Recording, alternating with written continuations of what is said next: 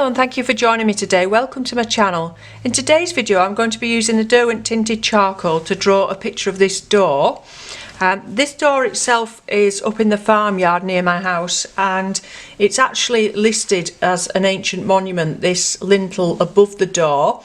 And I wanted to do this picture because it's got so much texture and colour in the stone and also in the door itself, with it being so old. I'll probably not get all that detail, and if you look very closely there's such a variety of colour and texture where the door's rotted at the bottom and the different colours in the stones.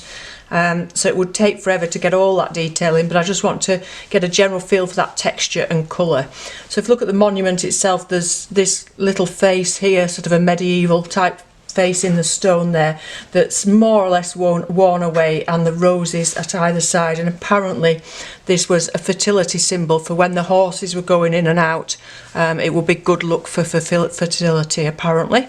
So I thought it would be nice to do that, and I'm going to do it on this mixed media pad, so just a small little A5 one, and this is the Strathmore Tone Tan mixed media, because of course with the charcoal you can use some water, and because we've got a lot of variety of textures there, it might be nice to have some smoother areas and some more textured areas, so we might want to add a little bit of water now and again.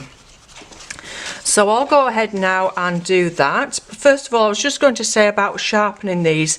I did mention this before in a review.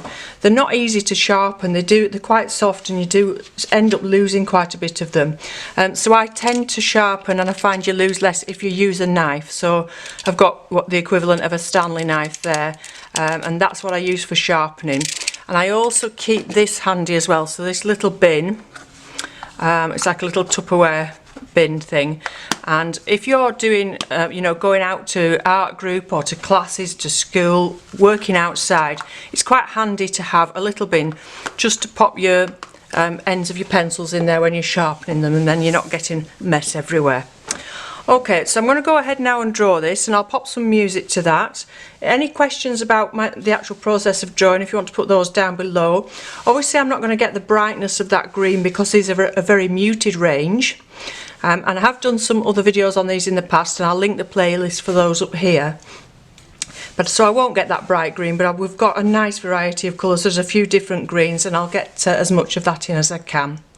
Okay, so enjoy the rest of the video. Let me know what you think in the comments below, and I'll be back again soon. Thanks for watching, and bye for now.